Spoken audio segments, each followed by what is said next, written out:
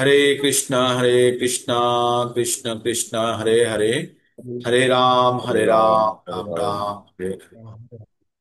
ओम नमो भगवते वासुदेवाय। ओम नमो भगवते वासुदेवाय। ओम नमो भगवते वासुदेवाय। তো শ্রী শ্রী ভগবানকে স্মরণ করে আবার একটা আমরা নতুন ভগবদ গীতার ক্লাসে আমরা উপস্থিত। আমরা প্রতিদিনের ন্যায় ভগবদ গীতা শ্রবণ করি, পঠন করি। ভগবদ গীতা ভগবানের মুখ নিঃসৃত বাণী। আর ভগবদ গীতা ভগবান অর্জুনকে কুরুক্ষেত্রের যুদ্ধে বলেছিলেন। আর ভগবদ গীতা থেকে আমরা কি জানতে পারি? পাঁচটি বিষয় সম্বন্ধে জানতে পারি। পাঁচটি বিষয় কি? ঈশ্বর, জীব, প্রকৃতি, সময় এবং কর্ম। এই পাঁচটা বিষয়ের মধ্যে প্রথম চারটি বিষয় সকলের জন্য একই। সকলের ঈশ্বর এক, সকলের আত্মা এক, সকলের আমরা এখন সকলে একই প্রকৃতিতে আছি, আর সময় এক। তো তাহলে আমাদের আলাদা আলাদা আমরা দেখতে কেন, আমরা ভিন্ন ভিন্ন দেখতে কেন? তার কারণ হচ্ছে আমাদের বাইরের পোশাকটি আলাদা। তাই আমাদের পোশাক, পোশাক মানে কি? আমাদের আত্মার পোশাক হচ্ছে এই শরীররূপী বস্ত্র। তাহলে আত্মা আমাদের এই শরীরের ভিতরে থাকে। অথবা আমরা এটা ভাবতে পারি, আত্মার একটা শরীর আছে, যেটা আত্মা সবসময় আমরা বলি না জামা কাপড়ের আমি আছি, না আমার একটা জামা কাপড় আছে। আমরা বলি আমার একটা জামা কাপড় আছে, যে জামা কাপড়টা আমি পরে থাকি। তেমনি আত্মার একটি শরীর আছে, যে শরীরটি আত্মা ধারণ করে আছে। তার মানে আত্মা হচ্ছে মালিক, আর শরীরটা হচ্ছে তার একটি বস্ত্র, সে নিজের মতো করে ব্যবহার করছে। কিন্তু এখানে একটা বিষয় আছে যে এই শরীরের উপরে কিছুটা স্বনিয়ন্ত্রণ, মানে শরীরের উপরে নিয়ন্ত্রণ ছাড়া আছে। শরীর নিজের মতো কিছু কাজ করতে পারে, আর সেটি হয়ে গেছে আমাদের কাল। আর শরীর যখন নিজের মতো কাজ করে, তখনই শরীর নিজের কথা ভাবে। আর শরীরের নিজের কথা কি? ইন্দ্রিয় তৃপ্তি। শরীর যখনই ইন্দ্রিয় তৃপ্তির কথা ভাবে, তখনই সে বিপদগামী হয়ে ওঠে। আর তখনই আত্মাকে তার নির্দিষ্ট গন্তব্যস্থলের দিকে নিয়ে যেতে পারে না। তাই আমরা ভগবত গীতা থেকে আমরা জ্ঞান অর্জনের মাধ্যমে কি করব? কিভাবে আমাদের ইন্দ্রিয় সমূহকে নিগ্রহ করা যায়, বা কন্ট্রোল করা যায়, বা দমন করা যায়, যেটা বলতে পারে। করে আমরা যদি তাও না করতে পারি, তাহলে ইন্দ্রিয় সমূহকে ভগবানের সেবায় আমরা কিভাবে নিয়োজিত করতে পারি। যখন আমরা ইন্দ্রিয় সেবা, ইন্দ্রিয়গুলিকে ভগবানের সেবায় নিয়োজিত করতে পারবো, তখন কিন্তু আমাদের আর বহির্মুখী ভাব থাকবে না। তো তাহলে আমরা ভগবদ গীতাকে তিনটে অংশে ভাগ করা হয়েছে। 1 থেকে 6 নম্বর অধ্যায় পর্যন্ত ভাগ করা হয়েছে কর্মযোগে। আর তারপরে ভাগ করা হয়েছে আপনার আজ 7 থেকে 12 পর্যন্ত হচ্ছে ভক্তিযোগ। আর 13 থেকে 18 পর্যন্ত হচ্ছে জ্ঞান যোগ। আমরা বর্তমানে কোথায় আটকে আছি? আমরা 2 নম্বর অধ্যায়ে আমরা 40 নম্বর শ্লোক পর্যন্ত পড়ে ফেলেছি। তো 2 নম্বর অধ্যায়ে আমরা কি কি বুঝলাম এখনো পর্যন্ত? আমরা 2 নম্বর অধ্যায়ে প্রথমে দেখলাম অর্জুন ভীষণ বিচলিত, কারণ তার আত্মীয় স্বজনদেরকে সে যুদ্ধক্ষেত্রে কিভাবে হত্যা করবে, তাই সে হত্যা করতে মোটেই প্রস্তুত নয়। সে যুদ্ধ করব না বলে সে তার গান্ডিব রেখে দিয়েছে। তারপরে তাকে তার বুদ্ধি ভগবান তাকে বুদ্ধি দিচ্ছেন, জ্ঞান দিচ্ছেন, এই বলে যে অর্জুন, তুমি আগে নিজের পরিচয় জানো। তুমি যাদের জন্য শোক করছো তারা তোমার কেউ নয়। এটা তোমার শারীরিক সম্পর্কের কথা ভেবে তুমি শোক করছো। আর এই শোক বুদ্ধিমান ব্যক্তিরা করে না। তার আগে অর্জুন কি বলল? আমি ভিক্ষা করে খাবো, আমি তবু গুরুদেরকে হত্যা করতে পারবো না, আমার জারতুতো ভাইদেরকে হত্যা করতে পারবো না, আর তাদের রক্তে ভেজা রাজ্য সিংহাসন লাভ করে আমার কোনো লাভ নেই, সুতরাং আমি যুদ্ধ করবই না বলে অর্জুন বলেছিলেন। তারপরে ভগবান ধীরে ধীরে অর্জুনকে আসল সত্যটি জানালো। অর্জুনকে বললো, অর্জুন তুমি শরীর নও, তুমি আত্মা। আর আত্মার কখনো বিনাশ হয় না, কেউ আত্মাকে হত্যা করতে পারে না। তাই তুমি এই অসৎ বস্তুর জন্য তুমি কখনো ক্রন্দন করো না। তুমি যে ক্রন্দন করছো এই অসৎ শরীরটির জন্য করছো, তাই তুমি এটির জন্য ক্রন্দন করো না। এই শরীর তুমি হত্যা করলেও একদিন নষ্ট হয়ে যাবে, না করলেও নষ্ট হয়ে যাবে। তাই ধর্মের জন্য তোমার যদি যুদ্ধ করার সুযোগ আসে তুমি অবশ্যই করো। এই বলে বললেন আত্মা অতি ক্ষুদ্র, 10,000 কেশাগ্রে 10,000 ভাগের 1 ভাগ। তো এইটুকু হচ্ছে আত্মার আমাদের সাইজ। আর সেই আত্মাকে পরিমাপ করা যায় না। আত্মা আত্মা সর্বত্র, মানে আমাদের শরীরে সর্বতোভাবে ব্যাপ্ত হয়ে আছে। আর এই আত্মা কখনো সৃষ্ট হয় না, কখনো ধ্বংস হয় না, না কখনো অতীতে হয়েছে, না বর্তমানে হচ্ছে, না ভবিষ্যতে হবে। আর আত্মা কি করে? শরীর রূপী বস্ত্রকে ত্যাগ করে নতুন বস্ত্র ধারণ করে যখন বস্ত্র ছিঁড়ে যায়।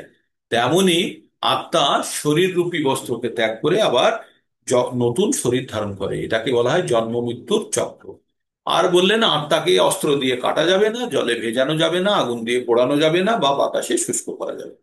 অর্জুনকে এই কথাও বললেন, তুমি যদি জানো, তুমি যদি এও মনে করো যে আত্মার সৃষ্টি হয়, ধ্বংস হয়, তবুও তুমি তার জন্য তোমার শোক করা উচিত নয়। তারপরে ভগবান কি বললেন? জাতস্য হি ধ্রুব মৃত্যু, ধ্রুবং জন্ম মৃতস্য চ। মানে যার জন্ম হয়েছে তার মৃত্যু হবে, আর যার মৃত্যু হয়েছে তার জন্ম। তাই ভগবান বললেন যে আত্মা সম্বন্ধে সকলের জ্ঞান নেই, আর সবাই বুঝতেও পারে না। আত্মাকে কেউ আশ্চর্য ভাবে দেখে, কেউ আশ্চর্য ভাবে বলে, কেউ আশ্চর্য ভাবে শ্রবণ করে, আবার কেউ কিছুই বোঝে না, আশ্চর্য ভাবে কিছুই বোঝে না। যদিও আত্মাকে বধ করা যায় না, শরীর বধ হয়ে যায়, কিন্তু তবুও আত্মাকে বধ করা যায় না। এই বলে আত্মার জ্ঞান 11 নম্বর শ্লোক থেকে 30 নম্বর পর্যন্ত ভগবান আত্মা সম্বন্ধে বললেন। এই আত্মাকেই আমরা এই যে 5টি বিষয়ের মধ্যে জীব রূপে জানবো। যখন এই আত্মা আরো প্রকৃতির, জড়া প্রকৃতির যে আরো 24টি তত্ত্বের সঙ্গে মিলে যায়, তখন আত্মা একটি সম্পূর্ণ জীব রূপে পরিগণিত হয়। আরো 24টি তত্ত্ব কি? ভূমি, অপ, নল, বায়ু, খং, মন, বুদ্ধির এই বচন। মানে হচ্ছে মাটি, জল, বায়ু, অগ্নি আর আকাশ, মন, বুদ্ধি, অহংকার, হাত, পা, মুখ, উদর, উপস্থ, চক্ষু, কর্ণ, নাসিকা, জিহ্বা, ত্বক, রূপ, রস, গন্ধ, শব্দ, স্পর্শ আর প্রধান। এই হলো 24টি তত্ত্ব। আর এর সঙ্গে যুক্ত হচ্ছে যখন আত্মা, তখন হয়ে যাচ্ছে 25টি জিনিস নিয়ে একটি সম্পূর্ণ জীব। আর এই যে বাইরের 24টি তত্ত্বকে বলা হয়, এগুলোকে বলা হয় অপরা। আর জীবকে বলা হয় বা আত্মাকে বলা হয় পরাতত্ত্ব। দুটোই ভগবানের মানে শক্তি। অপরা হচ্ছে মানে প্রকৃতি, ও হচ্ছে ভগবানের বহিরাঙ্গ শক্তি। আর অপরা যেটা হচ্ছে, সেটা হচ্ছে ভগবানের অন্তরঙ্গা শক্তি। হ্যাঁ। তো এইভাবে আমরা পরা আর অপরা তত্ত্ব দিয়ে কিভাবে একটা সম্পূর্ণ জীব তৈরি হয় সেটা আমরা বোঝার চেষ্টা করলাম। এবার এবার আমরা কি জানবো? এবার ভগবান অর্জুনকে তার স্বধর্ম সম্বন্ধে বোঝালেন। স্বধর্ম কি? আমাদের সোসাইটিকে 4টে ভাগে ভাগ করা হয়েছে। একটা হচ্ছে বর্ণ দিয়ে, আর একটা হচ্ছে আশ্রম দিয়ে। তাই আমাদের এটাকে বলা হয় বর্ণাশ্রম: ব্রাহ্মণ, ক্ষত্রিয়, বৈশ্য, শূদ্র। আর ওইদিকে হচ্ছে আরো 4টে: ব্রহ্মচর্য, গার্হস্থ্য, বানপ্রস্থ, সন্ন্যাস। আর এই দুটো যে আমাদের বর্ণ আছে, বর্ণের আলাদা আলাদা যারা স্তরে অধিষ্ঠিত, তাদের আলাদা আলাদা গুণ আছে। তাই ভগবান অর্জুনকে বললেন, অর্জুন তুমি ক্ষত্রিয়, তোমার কাজ হচ্ছে খৎ ইতি ত্রয়াতে, মানে হচ্ছে তুমি ক্ষতি থেকে বাঁচাবে কাকে? তোমার প্রজাগণকে, ধর্মকে, এবং বাকি তোমার সখা বন্ধু যারা আছে সকলকে, তোমার পরিবারকে, সকলকে। রাজার দায়িত্ব হচ্ছে, ক্ষত্রিয়র দায়িত্ব হচ্ছে অধর্মের বিরুদ্ধে যুদ্ধ করে তার সমস্ত তার অধীন যারা আছে তাদেরকে রক্ষা করা। ঠিক। তাই ভগবান তুমি বললেন যে তুমি তোমার যুদ্ধ করার, তুমি ধর্ম থেকে তুমি সামান্য বিরত হও না, তুমি একটুও কম্পিত হও না, তুমি যুদ্ধ করো। তারপরে তিনি বললেন, ক্ষত্রিয়র জন্য যুদ্ধ করার সুযোগ আসা মানে স্বর্গের দরজা খুলে যাওয়ার মতো। তাই তুমি এই সুযোগটি অবশ্যই নষ্ট করবে না। তুমি যদি যুদ্ধ না করো, তাহলে তোমার যারা যশ জ্ঞান, যারা তোমাকে নিয়ে আলোচনা করে, তারা তোমার নামে কুকীর্তি করবে। আর কোনো ক্ষত্রিয়র নামে কুকীর্তি করা বা তার নামে অপমানজনক কথা বলা ক্ষত্রিয়র মৃত্যু অপেক্ষা অধিক কষ্টদায়ক। তাই তুমি লাভ ক্ষতি, জয় পরাজয়ের কথা না ভেবে তুমি যুদ্ধ করো। এই যুদ্ধে তুমি যদি যেতো, তাহলে তুমি স্বর্গ লাভ, তাহলে তুমি রাজ্য ভোগ করবে। আর যদি তুমি মৃত্যুবরণ করো, তাহলে তুমি স্বর্গ লাভ করবে। তাই তুমি চিন্তা ভাবনা না করে তুমি যুদ্ধের জন্য তৈরি হও। এই বলে সাংখ্য যোগের অধ্যায় শেষ হলো। সাংখ্য যোগের পরে শুরু হচ্ছে বুদ্ধি যোগের অধ্যায়। না? তো ভগবান এখানে কি বলছেন? ভগবান এখানে অর্জুনকে 40 নম্বর শ্লোকে বললেন, কি বললেন? নেহাভিক্রমণাশস্তি প্রত্যব্যায় না বিদ্যতে স্বল্পমপস্য ধর্মস্য ত্রয়াতে মহাতো ভয়া। তো ভগবান বললেন যে সামান্যতম কেউ যদি ভক্তির পথে অগ্রসর হয়ে থাকে, তাহলে কিন্তু তার ক্ষয় নেই, পতন নেই। কারণ ভগবান বলেছে তার ভক্তদের কখনো পতন হয় না। এটা আমরা পরবর্তীতে যারা আগে ভগবত গীতা পড়ে ফেলেছি, তারা 9 নম্বর অধ্যায়ে দেখেছি সেখানে ভগবান কি বলেছেন, ক্ষিপ্রম ভবতি ধর্মাত্মা শাশ্বত শান্তি নিগচ্ছতি কোন্তেয় পতি জানিহি নামে ভক্তা প্রণশ্যতি। তাই ভগবান বলেছেন যে হে কুন্তীয়, হে কুন্তিপুত্র অর্জুন, তুমি দীপ্ত কণ্ঠে অর্থাৎ চিল্লে চিল্লে ঘোষণা করো যে আমার ভক্তদের কখনো ক্ষয় হয় না, বিনাশ হয় না। তাই এখানেও ভগবান সেই একই কথা বলছেন, নেহাভি ক্রমনাশস্তি প্রত্যব্যায়না বিদ্যতে স্বল্পমুখস্য ধর্মস্য ত্রয়াতে মহাতো ভয়া। তো এখানে কি বলছে যে এই ভক্তিযোগের অনুশীলন কখনো ব্যর্থ যায় না, তার কোনো ক্ষয় নেই। তাই স্বল্প অনুষ্ঠানের ফল ভয়াবহ মৃত্যুর হাত থেকে বা মৃত্যু থেকে পরিত্রাণ লাভ করায়। তো আমাদের এখানে কি কি জিনিস জানতে হবে, তিন চারটে কথা এখানে খুব গুরুত্বপূর্ণ। নেহা ভি অধিক্রমণাস্তি, অধিক্রম মানে প্রচেষ্টা, নাশ মানে হচ্ছে বিনাশ।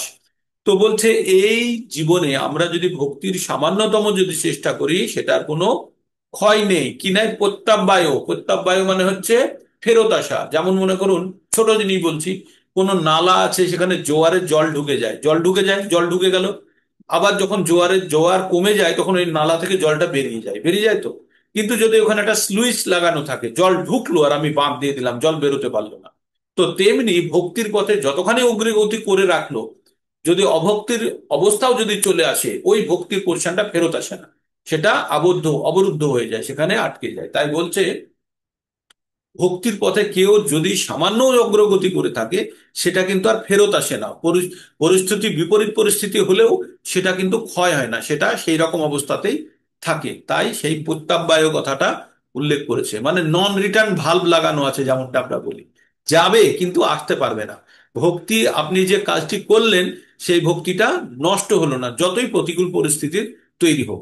আর এইভাবে যেমনটা, তাহলে কি হবে, পরবর্তী জীবনে আবার ভক্তি সেখান থেকেই শুরু হবে। তাই বলছে যারা ভক্তির পথে সামান্য অগ্রগতি করে রেখেছে তারা মহান ভয় থেকে বেঁচে যায়। মহান ভয় কি? আমাদের সব থেকে বড় ভয় হচ্ছে মৃত্যু ভয়। আর সেই মৃত্যু ভয় থেকে কিভাবে বাঁচে? কারণ এই একটু একটু করে ভক্তি করতে করতে করতে করতে যখন তার কলসি সম্পূর্ণরূপে ভর্তি হয়ে যায়, তখন কি করে, তেষাং অন্তগতং পাপং জননাং পুণ্য কর্মণাং তে দ্বন্দ্বমোহর নির্মুক্তা ভজন্তে মাম দৃঢ়ব্রতা। যার পাপ সম্পূর্ণরূপে দূরভূত হয়েছে, কখন দূরভূত হবে?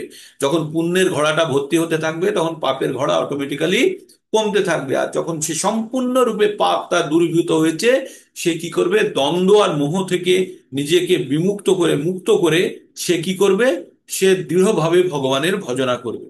আর দৃঢ়ভাবে ভজনা করলে কি হবে, তেষাং সতত যুক্তানাং ভজতাং প্রীতিপূর্বকম দদামি বুদ্ধি যোগম তাম জ্ঞান মায়ু পায়ন্তিতে। তাই ভগবান বলছেন এইভাবে সব সময় যখন কেউ ভগবানের চিন্তায় মগ্ন হয়ে ভগবানের ভজনা করবে, তখন ভগবান তাকে কি দেবেন, বুদ্ধি দেবেন। আর সেই বুদ্ধির বলে কি হবে, সেই বুদ্ধির বলে সে ভগবানের কাছে যেতে পারবে, তাতে কোনো সন্দেহ নেই। তো আমি যে যে শ্লোক দুটো উল্লেখ করলাম, একটা হচ্ছে 7-28 আর আর একটা হচ্ছে 10-10, এই দুটো শ্লোকের উল্লেখ করলাম। যারা পরবর্তীতে এগুলোকে লিখে নিতে চান লিখে রাখুন, কারণ এগুলো প্রচার, আপনাদেরকে প্রত্যেককে আমি প্রচারক বানাতে চাই, প্রচারক তৈরি করতে চাই। তাহলে প্রত্যেককে এইগুলো শিখতে হবে, এবং এইগুলো যখনই আপনারা বলবেন তখন আপনাদেরকেও এই জায়গার রেফারেন্স গুলো বলতে হবে, ঠিক? তো তাই যারা যারা প্রথমবার জুড়েছেন তারা একটু আস্তে চলুন, কিন্তু যারা অলরেডি দুবার তিনবার ভগবদ গীতা পড়ে নিয়েছেন তাদের জন্য এই পয়েন্টগুলো নোট করা অবশ্যই প্রয়োজন, ঠিক?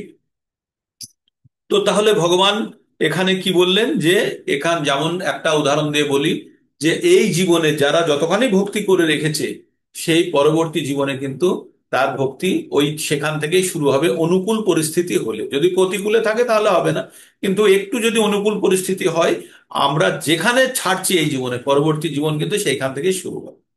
তার মানে আমরা আজকে ভগবত ভক্তি যারা যে অবস্থাতে করছি, আপনারা জানবেন আমাদের পূর্ববর্তী জীবনের একটু না একটু হলেও আমাদের স্বীকৃতি আছে। সেই স্বীকৃতির বলে আমরা বর্তমানে ভগবত ভক্তি করছি। আর এইবার যে ভক্তি করছি আগের থেকে অবশ্যই এটা অনেকটাই জোরালো হয়েছে। আগের জীবনে যতখানি করে রেখেছিলেন তার থেকে অবশ্যই এই জীবনে আপনারা আরো জোরালো ভাবে করছেন। আর এটা যতখানি পর্যন্ত আপনারা নিয়ে যাবেন, তারপর থেকে পরবর্তী জীবন, মনে করুন আপনি কলকাতা থেকে দিল্লি যাচ্ছেন, তো দিল্লি যেতে আপনি একটা বাস ধরেছেন, ধরে ধানবাদ পর্যন্ত গেলেন। ধানবাদে নামলেন, নেমে কি করবেন, আবার আর একটা বাস ধরবেন। তো ধানবাদ থেকে আবার যাবেন গয়া বা আরো যাবেন।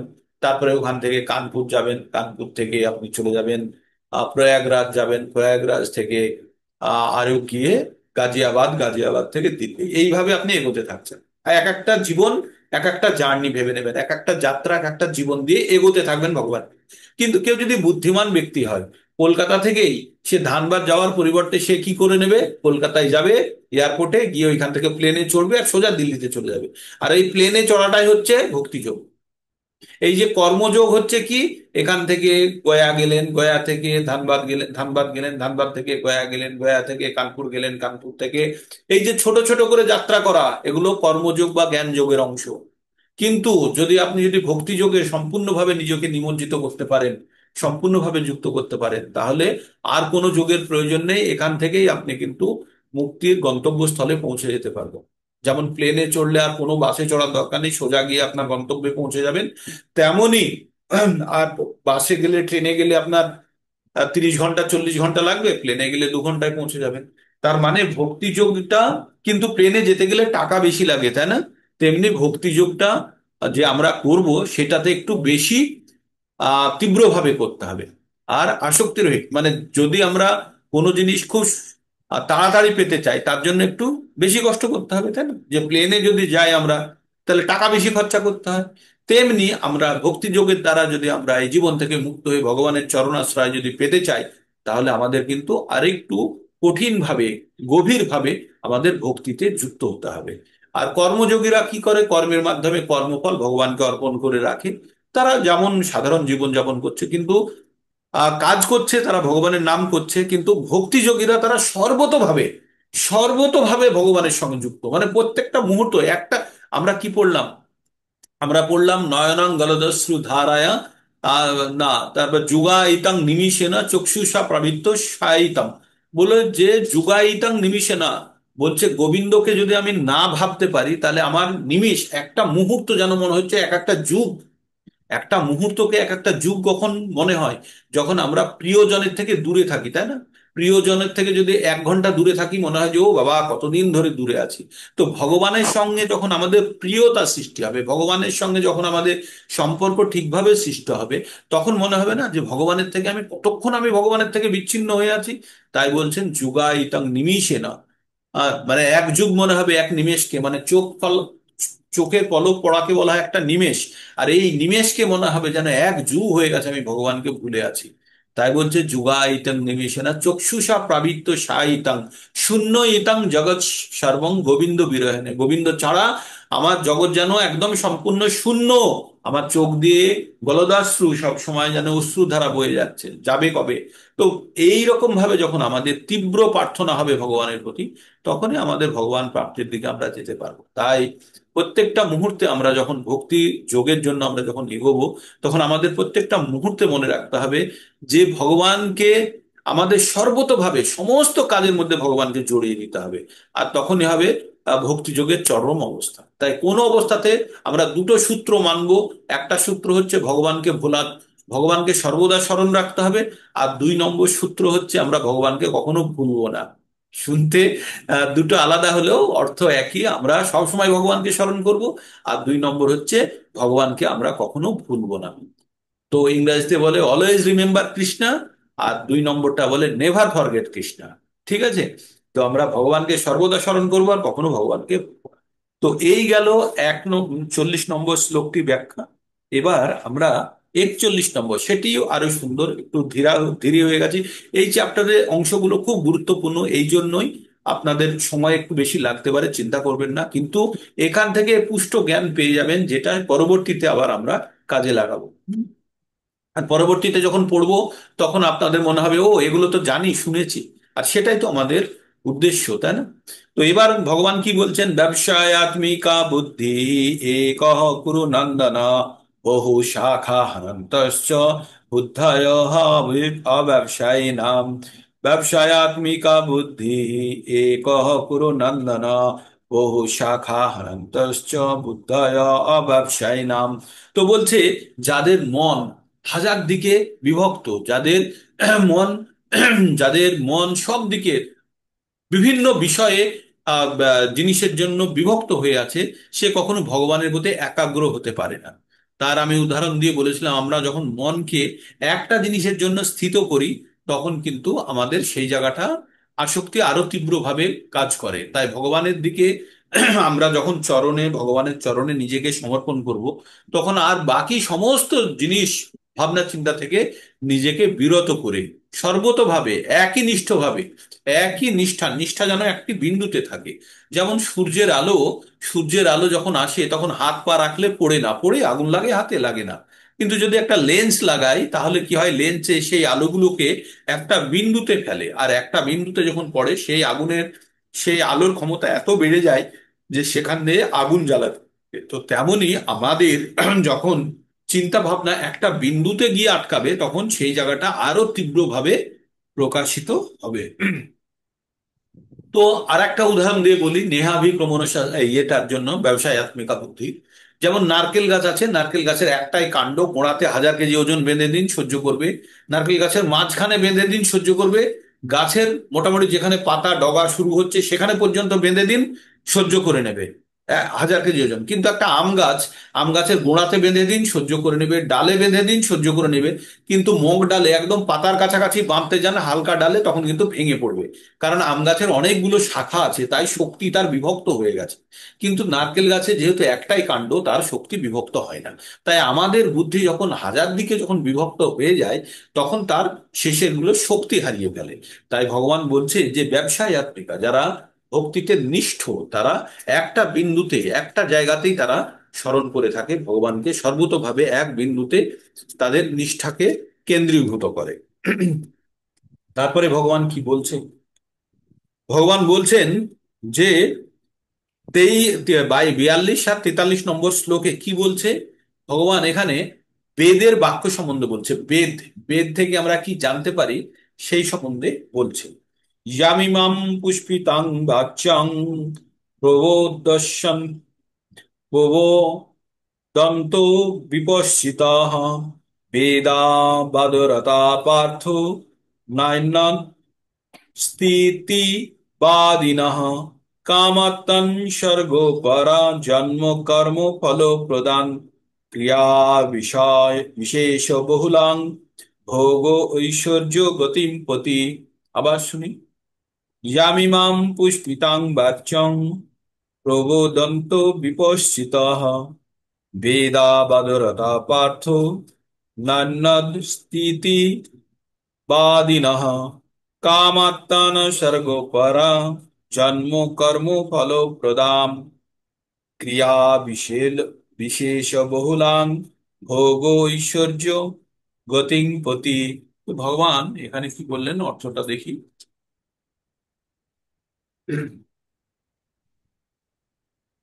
এখানে বিশেষ করে যদি ভোগ আর ঐশ্বর্যের প্রতি যদি কেউ আসক্ত হয়ে যায়, তাহলে কিন্তু তার ভক্তির একটু দুর্বল হয়ে পড়বে। যারা বিবেক বর্জিত মানুষ, যাদের বুদ্ধি কম, তারা কি করে, বেদের বাক্যে, বেদে কি লেখা আছে পুষ্পিতাং, মানে বেদের খুব সুন্দর সুন্দর ভাবে লেখা কথাগুলোতে তারা আকৃষ্ট হয়ে যায়। হয়ে গিয়ে কি করে, তারা স্বর্গসুখ ভোগ, উচ্চকুল, ক্ষমতা ইয়াদি সকাম কর্মে তারা যুক্ত হয়ে পড়ে। কি করে, বেদে কিন্তু কর্মকাণ্ডের কথা বলা আছে। বেদে বলা আছে যে কি করে স্বর্গ লাভ করা যায়। বেদে বলা আছে কিভাবে কর্মকাণ্ড করে অনেক সুখ ভোগ করা যায়, এগুলো বেদে বলা আছে। তো এই বেদের কর্মকাণ্ডের অনুষ্ঠানগুলো, যারা বুদ্ধি কম সেই সমস্ত ব্যক্তিরা এই বেদের কর্মকাণ্ডের অনুষ্ঠান অনুষ্ঠান মানে কর্মকাণ্ডগুলো অনুষ্ঠিত করে, করে তারা সর্বসুখ ভোগ করতে চায়। এবার তাদেরকে কেন কম বুদ্ধি সম্পন্ন বলা হয়েছে? তাদেরকে বলা হয়েছে, যারা এইগুলো করে তাদেরকে বলা হয় কম বুদ্ধি সম্পন্ন। কেন? কারণ তারা যে টাকা দিয়ে হীরা কিনতে পারবে, সেই টাকা দিয়ে তারা কাঁচ কিনছে না। স্বর্গসুখ যদি কেউ ভোগ করতে চায়, স্বর্গসুখের একটি নির্দিষ্ট সীমা পর্যন্ত ভোগ করার পরে তাকে কি করতে হবে, আবার পৃথিবীতে ফেরত আসতে হবে। 21 নম্বর শ্লোকে এই কথাটি বলা হয়েছে। কি বলা হয়েছে? তে তাং ভুক্তা স্বর্গলোকম বিশালাং ছিন্নে পুণ্যমর্তলোকম বিশন্তি এবং ত্রয়ী ধর্মম অনুপ্রপন্না গতাগতং কামা কামা লাভান্তে। তো ভগবান কি বলছেন, যে স্বর্গ সুখ ভোগ করার জন্য যে পুণ্য অর্জন করলো, সেই পুণ্য যখন ক্ষয় হয়ে যাবে, তখন আবার তাকে এই মর্তলোকে ফেরত আসতে হবে। শীর্ণে পুণ্য মানে পুণ্য ক্ষয় হয়ে গেলে মর্তলোকং বিশন্তি, এই পৃথিবীতে আবার ফেরত আসবে। মানে পৃথিবী এমন একটা জায়গা যেখান থেকে মানুষ চাইলে নিচে যেতে পারে বা চাইলে উপরে যেতে পারে। কিন্তু বাকি যোনিগুলো যেগুলো আছে, নিচে থাকলে কেউ আর উপরে আসার জন্য আসতে পারে না। জেলে গেলে কেউ আর কোনো কর্মকাণ্ড করতে পারে না, জেলে তার জেলের সময়টাই তাকে ভোগ করতে হবে। বা কেউ যদি হোটেলে যায়, হোটেলে গেলে হোটেলে যে যতদিনের জন্য বুক করেছে হোটেলের জন্য, ততদিনই সে সুখ ভোগ করবে। টাকা শেষ, বাড়ি ফেরত। তো তেমনই আমাদের পুণ্য শেষ, আবার পৃথিবীতে ফেরত আবার কর্ম করে তাকে পুণ্য লাভ করে। তাই বলছে গতাগতম কামাকামা লাভান্তে। তো যারা এই পুণ্য করে উচ্চ কুল উচ্চ বংশ সমস্ত গর্বিত অবস্থায় থেকে স্বর্গসুখ ভোগের জন্য যারা বেদ বাক্য পঠন করে যজ্ঞ সমস্ত কিছু করলো, করে তারা স্বর্গে গেল, গিয়ে স্বর্গে সুখ ভোগ করলো, করে আবার ফেরত এসে আবার সেই একই কর্মকাণ্ড করতে হবে। তো বারবার একই কাজ করার থেকে ভগবান বলছে এদের বুদ্ধি কম। এরা যদি একবারই একটু কষ্ট করে, একবারই যদি একটু কষ্ট করে রিচার্জেবল ব্যাটারি কিনে নেয়, তাহলে বারবার আর প্রতিদিন তাকে নর্মাল ব্যাটারি কিনে আর টাকা খরচা করতে হবে না। তো তেমনি একবার যদি কেউ ভক্তি যোগের পদ্ধতি অবলম্বন করে যদি ভগবানের চরণাশ্রয় পেয়ে যায়, তাহলে তাকে আর বারবার জন্ম মৃত্যুর চক্রে পড়তে হবে না। তাই বলছে ইন্দ্রিয় সুখ ভোগ ও ঐশ্বর্যের প্রতি আকৃষ্ট হয়ে তারা বলে যে এর ঊর্ধ্বে কিছু নেই। এই আসুরি স্বভাবের মতো অনেকটা ব্যাপার। কি বলছে, তারা ইন্দ্রিয় সুখ ভোগ এবং ঐশ্বর্যের প্রতি আকৃষ্ট, তারা ধন সম্পদ সংগ্রহ করার প্রতি আকৃষ্ট, আর বলে এর উপরে কিছু নেই। কাদের বলেছে, কাদেরকে বলা হয়েছে? তাদেরকে বলেছে বিবেক বর্জিত মানুষেরা, যাদের বুদ্ধি কম, তারাই এই পৃথিবীতে যত কিছু ধন সম্পদ বা সুখ ভোগের জন্য ইচ্ছায় পরিশ্রম করে, তাদের বুদ্ধি কম বলা হয়েছে। কারণ আমরা যেটা উপার্জন করছি বা যেটা সঞ্চয় করছি, সেটা খুব ক্ষণিকের জন্য আমার কাছে উপলব্ধ। মানে আমাদের কাছে যেটা থাকছে খুব ক্ষণিকের জন্য, 100 বছর খুব জোর হলে আমরা ভোগ করতে পারবো, কিন্তু তার বেশি নয়। কিন্তু কেউ যদি জন্ম মৃত্যুর চক্রের বাইরে যদি যেতে পারে, তাহলে অনন্তকালের জন্য সে ভগবানের কাছে থাকতে পারবে। তারপরে এবার 43 নম্বর হয়ে গেল, 44 নম্বরে কি বলছে? 44 নম্বরে খুব ভালো কথা বলেছে ভগবান। কি বলছে? ভোগ ঐশ্বর্য পোষোক্ত নাম তায়াপহিত চেতসাম ব্যবসায়াত্মিকা বুদ্ধি সমাধি না বিধায়তে। ভগবান কি বললেন? ভোগ ঐশ্বর্য প্রসক্তনম তায়াপহিত চেতসাম ব্যবসায়াত্মিকা বুদ্ধি সমাধো বিধায়তে। কি বললেন? যারা জড় জগতের জড় ভোগের প্রতি, জড় সুখ এবং ঐশ্বর্য ভোগের প্রতি যারা আসক্ত, তারা কখনো সমাধি লাভ করতে পারে না। তারা কখনো, তারা তাদের ভক্তি কখনো একনিষ্ঠতা পায় না। কেমন? আপনার বাড়িতে একটা টিভি আছে, টিভি মানে ওই পুরনো বাক্স টিভি, ব্ল্যাক অ্যান্ড হোয়াইট। আর আপনার কাছে কি নেই? আপনার কাছে ডিশ টিভি নেই বা আপনার কাছে কেবল টিভি নেই, কি আছে? দূরদর্শনের আগেকার পুরনো অ্যান্টেনা লাগানো আছে। তো আপনি কতগুলো চ্যানেল পাবেন? একটি চ্যানেল পাবেন, তাই না? দূরদর্শন বা আশেপাশের ওই একটাই চ্যানেল পাবেন। সেই চ্যানেল দিয়ে আপনি কি করবেন? খুব জোর হলে একটা নিউজ বা কিছু একটা দেখার পরে আপনার আর টিভিটা দেখার ইচ্ছে হবে না, আসক্তি কম হয়ে গেল, কারণ ওইখান থেকে আপনার ভোগের বিষয় কিছু থাকলো না। কিন্তু যদি আপনার বাড়িতে যদি এমন একটা টিভি থাকে, যে একটা ওয়াল টিভি লাগানো আছে, তাতে ইন্টারনেট লাগানো আছে, তাতে কেবল লাগানো আছে, হাজারটা চ্যানেল আছে, তাহলে আপনি কি ওই টিভি ছেড়ে উঠতে পারবেন? না ডিডির টিভিটা, যে একটা কালো ব্ল্যাক অ্যান্ড হোয়াইট বাক্সর মতো ওই আগেকার ডাব্বা রাখা ছিল সিআরটি টিভি, সেই টিভি, কোন টিভিটা আপনাকে বেশি আকৃষ্ট করে রাখবে, আপনাকে বেশি আটকে রাখবে কোনটা? যেটা ইন্টারনেটের সঙ্গে ওয়ালে লাগানো আছে, হাজারো চ্যানেল লাগানো আছে, সেই টিভি কখনোই আপনাকে উঠতে দেবে না। দেবে? দেবে না। তেমনি যারা ভোগ ঐশ্বর্যের মধ্যে ডুবে আছে, তারা কখনোই ভগবত ভক্তির দিকে যেতে চাইবে না। তাই যদি আপনাদের জীবনে কষ্ট আসে কখনো, তখন জানবেন ভগবান আপনাদেরকে মনে করিয়ে দিচ্ছে, এই জগৎ, তুমি সুখ খোঁজার চেষ্টা করো না বাপু। এই জগৎটার নাম হচ্ছে দুঃখালয়ম অশাশ্বতম। আর এখান থেকে, আর দুর্গা দেবী তার 3 ত্রিশূল দিয়ে খোঁচা দিতে থাকে। ত্রিশূলের 3টে শূল কি? আদি আত্মিক, আদি দৈবিক আর আদি ভৌতিক। এই ধরনের তিন ধরনের কষ্ট দিয়ে সব সময় আমাদেরকে বুঝিয়ে দিচ্ছে যে তুই এখান থেকে যত শীঘ্র সম্ভব মুক্তি নিয়ে মুক্তি নিয়ে কেটে পড়, না হলে কি হবে, এখানে তুই কিন্তু আটকে বারবার এই কষ্ট পাবি। তাই যারা ভোগ ঐশ্বর্যের মধ্যে, যাদেরকে ভগবান অনেক কিছু দিয়েছে, ভাববেন ভগবান তাদের প্রতি দয়া করেনি, তাদেরকে ফাঁসিয়ে দিয়েছে। তাই ভগবান যদি কোনো কষ্ট দেয় আপনাদেরকে, এই কষ্টকে এই ভেবে নিতে হবে, ভগবান আমাকে ইচ্ছে করে কষ্ট দিচ্ছে যাতে আমরা এই সমস্ত কষ্ট থেকে একবারে চলে যাই। নাহলে যে মুহূর্তে আমাদের সামান্যতম আনন্দ পেয়ে যাব, আবার আমরা এই জগতের প্রতি আকৃষ্ট হয়ে যাব। তাই ভগবান বলছে তাড়াতাড়ি এখান থেকে বেরো, বেরিয়ে তুই একদম মুক্তির জন্য চলে আয়। আর তার সঙ্গে যদি আপনারা ভগবত ভক্তির এই জ্ঞান অর্জন করতে পেরেছেন, তাহলে কি হবে, তাহলে আপনারা আসল সত্যটা জেনে যাবেন। কষ্টের কারণ ফলভোগ নয়, কষ্টের কারণ আপনাকে ভাবতে হবে যে এই কষ্ট মানেই ভগবান আমাকে আরো তাড়াতাড়ি দ্রুত যাওয়ার জন্য চাইছে। যখনই আপনার কষ্ট হবে তখনই ভাবতে হবে ভগবান আমাকে মনে করাচ্ছে এই পৃথিবী কিন্তু আরামের জায়গা নয়, এখানে থাকার জন্য পার্মানেন্ট চিন্তা ভাবনা করো না। যতই পয়সা খরচা করো, হসপিটালে প্রথমে ভর্তি করবে, হসপিটালের ব্যাংকে টাকা জমা করবে, তারপরে হসপিটাল থেকে একটা ডেথ সার্টিফিকেটের সঙ্গে তোমাকে একটা অন্য গাড়িতে শুইয়ে নিয়ে এসে সোজা চিতার মধ্যে ঢুকিয়ে দেবে, ঠিক আছে?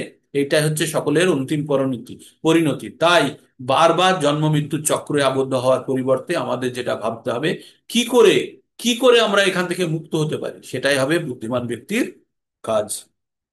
তারপরে অর্জুনকে ভগবান 45 নম্বর শ্লোকে কি বলছে, ত্রৈগুণ্য বিষয়া বেদ নিস্ত্রৈগুণ্য ভবার্জুন নির্দন নির্দ্বন্দ্ব নিত্য সত্যস্থ নির্যোগ ক্ষেম ক্ষেম আত্মবান। ত্রৈগুণ্য বিষয়া বেদ নিস্ত্রৈগুণ্য ভবার্জুন নির্দ্বন্দ্ব নিত্য সত্যস্থ নির্যোগ ক্ষেম আত্মবান। তো বেদে কি বলা হয়েছে, মেনলি বেদে বলা হয়েছে জড় প্রকৃতির তিনটে গুণ আলোচনা করা হয়েছে। হে অর্জুন, তুমি এই জড় প্রকৃতির তিনটে গুণের ঊর্ধ্বে যাও। আমরা 14 নম্বর অধ্যায়ে কি পড়েছিলাম, প্রকৃতির তিনটে গুণ কি, সতো, রজ, তম। এই তিনটে গুণের বাইরেও আমরা একটা কথা বলেছিলাম, গুণাতীত বলেছিলাম, মনে আছে? যারা আগে পড়েছেন, 18 দিনের কোর্সেও যারা পড়েছেন, গুণাতীত বলে একটা কথা বলেছিলাম। গুণাতীতে কি বলছে, গুণাতীত মানে তিনটে, সত, রজ, তম, তিনটে গুণ। শতগুণ সব থেকে ভালো, তারপর হচ্ছে রজগুণ, তারপর হচ্ছে তমগুণ। তমগুণ, এই তিনটে গুণ শতগুণে যারা থাকে তাদের উচ্চ গতি হয়, যারা রজগুণে থাকে তারা এই পৃথিবীর মধ্যে আবার পুনরায় থাকে, আর যারা তমগুণে থাকে তারা নিকৃষ্ট গুণে নরকে পতিত হয়, বা লোয়ার প্ল্যানেটারি সিস্টেমে চলে যায়, বা পশুজনিতে চলে যায়।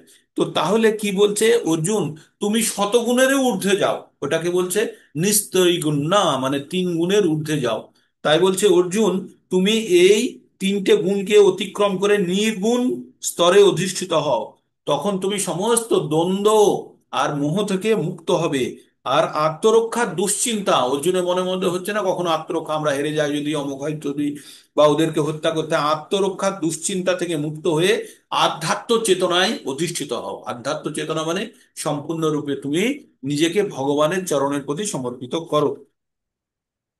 তারপরে এখনো দুটো তিনটা হবে। তারপরে ভগবান কি বললেন, তারপরে ভগবান এবার বলছেন যে ভগবত গীতার জ্ঞান অর্জন করা, ভগবান সম্বন্ধে জেনে গেলে সে কি কি জেনে যায় সেটা সম্বন্ধে বলছে। খুব ইম্পর্টেন্ট কথা কি, আপনাদের বারবার আমি এই শ্লোকটি বলি, আপনাদের নিশ্চয়ই মনে হয়ে মুখস্থ হয়ে গেছে। যাবানর্থ উদাপানে সর্বতো সম্প্লুত দোকে তবান সর্বেষু বেদেষু ব্রাহ্মণস্য বিজানতঃ। তাবান জবানার্থ উদাপানে সর্বত্র সম্প্লুত দোকে তাবান সর্বেষু বেদেষু ব্রাহ্মণস্য বিজানত। আবার বলি, যাবানর্থ উদাপানে সর্বতো সম্প্লুত দোকে তাবান সর্বেষু বেদেষু ব্রাহ্মণস্য বিজানত। তার মানে কি বলছে, ক্ষুদ্র জলাশয়ে ক্ষুদ্র জলাশয়ে যে কাজ হয়, সেই জল যদি আপনার কাছে বড় জলাশয় থাকে, সেই জল থেকে যদি জল নিয়ে আসেন, তাহলে ক্ষুদ্র জলাশয়ের কাজ স্বাভাবিকভাবেই সম্পন্ন হয়ে যায়। আপনার বাড়িতে যদি একটা কুয়ো থাকে, সেখান থেকে জল নিয়ে যে কাজগুলো করেন, তার থেকে পাশে যদি একটা বড় সরোবর থাকে, সেই সরোবরের জল দিয়ে আপনি কুয়োর যে কাজগুলো করেন সব কাজগুলোই আপনার সম্পূর্ণ হয়ে যাবে। যেমন যদি আপনার কাছে একটা 1,000 টাকা বা 5,000 টাকা থাকে, তার মধ্যে অবশ্যই 10 টাকা বা 20 টাকা লুকিয়েই আছে, তাই না? তো 10 টাকার জন্য আপনি দৌড়বেন, না আপনার কাছে 1,000 টাকা আছে, 1,000 টাকা থাকা মানেই আপনার মধ্যে 10 টাকা অলরেডি ওর মধ্যে আছে। তো তাই এখানে বলছে ভগবান কি বড় কথা বলছে, বলছে যার ছোট জলাশয় আছে, সে ছোট জলাশয়ের কাজ বড় জলাশয়ের জল দিয়ে সাধারণভাবেই হয়ে যায়। তেমনি কেউ যদি বেদকে জানার চেষ্টা করে, বেদ হচ্ছে ক্ষুদ্র জলাশয়, বেদের যে কাজ হয় সেটা যদি ভগবানকে কেউ জেনে যায়, তাহলে বেদের যে জ্ঞান আছে সে জ্ঞান সে সম্পূর্ণরূপে এমনিই পেয়ে যায়। কথাটা বোঝার চেষ্টা করুন। বলছে কেউ যদি ভগবানকে জেনে যায়, তাহলে বেদের যে জ্ঞান আছে সে জ্ঞান সে সম্পূর্ণভাবে সে পেয়ে গেছে। ভগবান 15 নম্বর অধ্যায়ের 15 নম্বর শ্লোকে এই কথাটাই করছে। সর্বস্য চাহং হৃদি সন্নিবিষ্ট মত্তো স্মৃতির জ্ঞানং অপহনং চ বেদেশ্চ সর্বে অহমেব বেদ্য বেদান্ত কিত বেদবি চা অহম বেদবিদ চা অহম। তো ভগবান কি বললেন? বেদেশ্চ সর্বে অহমেব বেদ, মানে সমস্ত বেদ পড়ে কি জানবে? ভগবানকে জানবে। যখন কেউ বেদ পড়ে ভগবানকে জানতে পারে, তখনই জানবেন যে সে বেদ পড়া তার সার্থক। তার মানে কেউ যদি ভগবানকে জেনে যায়, তাহলে সে অলরেডি সে বেদের জ্ঞান পেয়ে গেছে, সেটা এখানে বলতে চেয়েছে। তাই এখানে কি বলছে? ক্ষুদ্র জলাশয়ে যে সমস্ত প্রয়োজন সাধিত হয়, সেগুলি বৃহৎ জলাশয় থেকে আপনা আপনি সাধিত হয়। মানে আপনার বাড়িতে ট্যাঙ্ক আছে, সেই ট্যাঙ্ক থেকে ট্যাপ লাগানো জল আছে, জল আসছে। কিন্তু যদি আপনার কর্পোরেশনের মেন লাইন যদি আপনার সঙ্গে বড় ট্যাপের সঙ্গে কানেক্টেড থাকে, আর সেই ট্যাপ খুললে সব সময়তেই যদি জল আসে, তাহলে আপনার ওভারহেড ট্যাঙ্কের যে কাজ, সে কাজ অটোমেটিক্যালি আপনার ওই সামনের রানিং ওয়াটার ট্যাপ দিয়ে হয়ে যাবে, তাই না? সেটাই বলবো এখানে। তাই তেমনি যিনি পরম ব্রহ্মের জ্ঞান লাভ করেছেন, সে তার সমস্ত উদ্দেশ্য সম্বন্ধে জানতে পেরেছেন। তার কাছে সমস্ত বেদের উদ্দেশ্য স্বাভাবিকভাবেই জানা সাধিত হয়েছে। তার মানে ভগবান সম্বন্ধে যদি কেউ জেনে গেছে, তাহলে বেদের যে জ্ঞান সে জ্ঞান সে অটোমেটিক্যালি পেয়ে গেছে। তারপরে আর একটা হবে। এইবার একটা শ্লোক সব সময় আমরা বলি, যে শ্লোকটি মানেই ভগবদ গীতা, মানেই এই শ্লোকটির কথা বলা হয়। এই শ্লোকটি আপনারা মুখস্থ করবেন। যারা নতুন তাদের অবশ্যই মুখস্থ করতে হবে, আর পুরনোদের মোটামুটি আমার মনে হয় মুখস্থ করা আছে। শ্লোকটি কি? কর্মণ্যবাধিকারস্তে মা ফলেষু কদাচন মা কর্ম ফল হেতুর্ভূর্মা তে সঙ্গোস্তু কর্মণি। ভগবান কি বললেন? কর্মণ্যবাধিকারস্তে মা ফলেষু কদাচন মা কর্ম ফল হেতুর্ভূর্মা তে সঙ্গোস্তু কর্মণি। তো এখানে বলছে যে স্বভাব বিহিত কর্মে তোমার অধিকার আছে, মানে কাজ করাতে আমার সম্পূর্ণ অধিকার আছে। কোন কাজ করাতে? স্বভাব বিহিত। আমি যদি ক্ষত্রিয় হই, তাহলে ক্ষত্রিয়র কাজ করব, তখন না আমি বৈশ্যের কাজ করব, না শূদ্রের কাজ করব, না ব্রাহ্মণের কাজ করব। কোনো কাজে আমার অধিকার নেই, আমার আছে শুধু আমার স্বভাব বিহিত কাজে আমার অধিকার আছে। আর সেই কাজ যখন করব, করার পরে ফলে আমার কোনো অধিকার নেই। এখানে তাই বলছে ফল, আমি যদি ভাবি আমি এই কাজটি এই ফলের জন্য করছি, তাহলে ভুল। বলছে ফলের পরে আমার অধিকার নেই, আমার অধিকার আছে কাজ করার উপরে। তারপরে কি বলছে? তারপরে বলছে মা কর্মফল হেতুর ভূর মাতে। বলছে যে তুমি নিজেকে কর্মফলের কারণ ভেবো না। চারটে কথা এখানে আছে। এখানে আছে কর্মে আমার অধিকার আছে, ফলে আমার অধিকার নেই। 3 নম্বর কি? 3 নম্বর বলছে আমি নিজেকে যেন কর্মফলের কারণ হিসাবে না ভাবি, মানে ওই যে কাজটা হচ্ছে সেটার কারণ আমি, সেটা যেন না ভাবি। আর 4 নম্বর, যেহেতু কর্মফলের প্রতি আসক্তি নেই, তাই যেন কর্ম করার অনিচ্ছা না তৈরি হয়ে যায়। প্রথমে হচ্ছে কর্ম করলাম কারণ আমি কাজটা করার প্রয়োজন, কাজের ফলের আমার আশা করতে পারি না, 2 নম্বরে গেল। 3 নম্বরে কি বলছে? আমি যেন নিজেকে না ভাবি যে আমার কারণে এই কাজটি হচ্ছে, সেটাও যেন না ভাবি। আর চতুর্থ বলছে যে এমন যেন মনের মধ্যে না হয় যেহেতু আমি ফলের আশাও করছি না, আমার কারণেও কাজটি হচ্ছে না, তাহলে যেন কাজ করার ইচ্ছা নষ্ট না হয়। এই চারটে অংশ আছে এই শ্লোকটির মাধ্যমে, এটা বোঝার চেষ্টা করতে হবে। 1 নম্বর আবার বলি, কর্ম করার অধিকার আছে, ফলের অধিকার নেই। আবার 3 নম্বরে কি বলছে, আমি যেন নিজেকে না ভাবি আমার জন্য এই কাজটি হচ্ছে। আর 4 নম্বর, যেহেতু আমি এই কাজ থেকে আমার কোনো আশা প্রত্যাশা নেই, তাই যেন কাজ করার ইচ্ছা যেন নষ্ট না হয়ে যায়। এই 4টে অংশ আপনারা বোঝার চেষ্টা করবেন।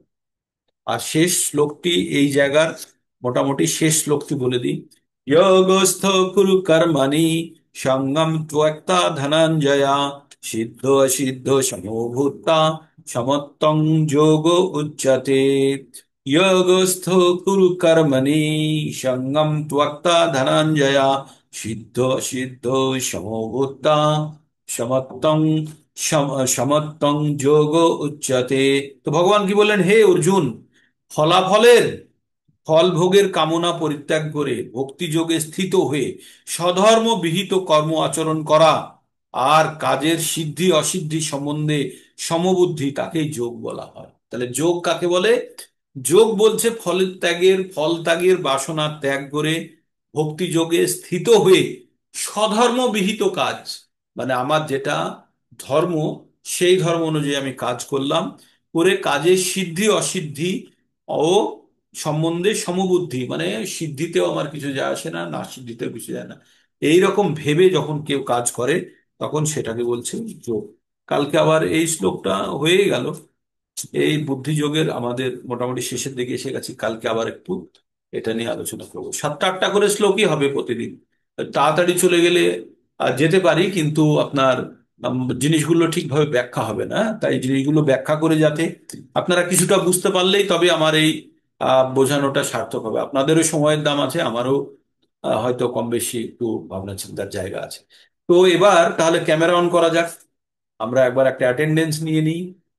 হ্যাঁ, হরে কৃষ্ণা হরে কৃষ্ণা কৃষ্ণ কৃষ্ণ হরে হরে, হরে রাম রাম রাম। রাম রাম হরে হরে। একটি সংখ্যা একটু ঠিক হয়েছে মনে হচ্ছে, 40+।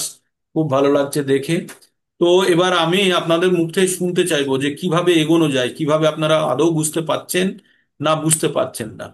তাহলে আমরা এই যে চেষ্টা করছি, এই চেষ্টার ফল কিভাবে আমাদের কাছে আসবে? হ্যাঁ, এই চেষ্টার ফল হবে আপনাদের ভগবত ভক্তিতে আমাদের ইচ্ছা আরো জন্মাবে।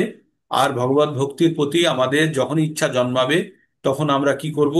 আমরা আরো দৃঢ়ভাবে ভগবানের ভজনা করব, আমরা আরো দৃঢ়ভাবে ভগবানের ভজনা করব। আর এতে কি হবে, যখন দৃঢ়ভাবে ভগবানের ভজনা করব, তখন ভগবান কি বলেছে? তেষাং সতত যুক্ত নাম, এইভাবে সবসময় যুক্ত হয়ে ভজতাং প্রীতিপূর্বকম, মানে প্রেম পূর্বক ভগবানের ভজনা করব, তখন ভগবান কি করবে? দাদামি বুদ্ধি যোগম তাম, তখন ভগবান আমাদেরকে বুদ্ধি দেবে। আর সেই বুদ্ধি দিয়ে কি হবে? জ্ঞান মায়ুপায়ন্তিতে, সেই বুদ্ধির দ্বারা যেন আমরা ভগবানের কাছে ফেরত যেতে পারি। তো এই ভগবদ গীতা পঠনের উদ্দেশ্যই হচ্ছে যে প্রকৃত জ্ঞান অর্জন করা, নিজের অবস্থান সম্বন্ধে বোঝা, আমরা কে, আমাদের প্রকৃত পরিচয় জানা, আমাদের প্রকৃত কর্তব্য জানা। যখন আমরা এই জ্ঞান অর্জন করব, তখন আর এই জ্ঞান অর্জনের পরে যখন আমরা সেই দিকে ধাবিত হব, সেই দিকে যখন আমাদেরকে চালিত করব, তখনই হবে আমাদের ভগবদ গীতা পঠনের পরম উদ্দেশ্য সাধিত হবে। তবে যদি এক জন্মে না হয়, তাহলে আরো জন্ম লাগবে।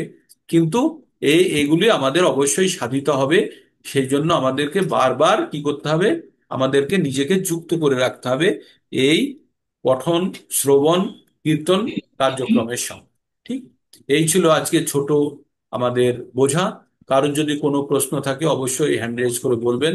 কারণ ভগবদ গীতা পঠনের একটা প্রধান পদ্ধতি, পঠনের পরে প্রশ্ন অবশ্যই থাকতে হবে। কারণ ভগবান অর্জুনকে জিজ্ঞেস করেছিলেন যে কশ্চিৎ এদং শ্রুতং পার্থ তয়া ঐকাগ্রেণ চেতসা কশ্চিৎ জ্ঞান সম্মোহ পনশ্যন্তি ধনঞ্জয়।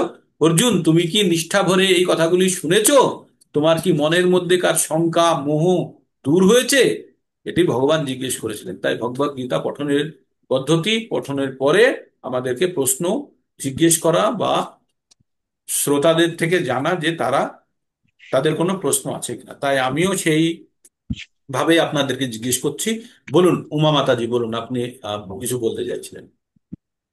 হরে কৃষ্ণা। মাতাজি, আপনার কাছ থেকে কিছু শব্দ আসছিল উমা মাতাজির কাছ থেকে। তো কিছু যদি বলার থাকে বলতে পারেন, অথবা আমরা এখানেই শেষ করব। প্রণাম দণ্ডবোধ প্রভু। ধন্যবাদ মাতাজি, ধন্যবাদ, প্রণাম। কারো কোনো প্রশ্ন? কিছু নেই? নো প্রশ্ন? সবাই বুঝতে পারছেন? খুব ভালো, সবাই বুঝতে পারলে ভালো। আর সব ক্যামেরাগুলো অন। খুব ভালো লাগলো দেখে যে 40 পার হয়েছে, খুব আনন্দিত। মানে 40, 41 এক সময় দেখলাম স্কোর। গুড। আমরা চাই সবাই প্রাণ ভরে ভক্তি করুক, সবারই পারমার্থিক উন্নতি হোক। এই বলে আজকের প্রোগ্রাম এখানে শেষ করছি। 42 হয়েছিল প্রভু। বলুন, বলুন। 42 হয়েছিল, 42। 42 হয়েছিল, খুব ভালো, খুব ভালো। হরে কৃষ্ণ, হরে কৃষ্ণ। এই 42 কবে আমাদের 100 হবে, সেই জন্য অধীর অগ্রহে আমরা অপেক্ষা করছি। এই বছরের শেষে যেন আমাদের 100-তে পরিণত হয়। আর একটা হবে আমাদের ভগবদ গীতার 18 দিনের, ডিসেম্বরে করব। ঠিক আছে। হরে কৃষ্ণ, হরে কৃষ্ণ, কৃষ্ণ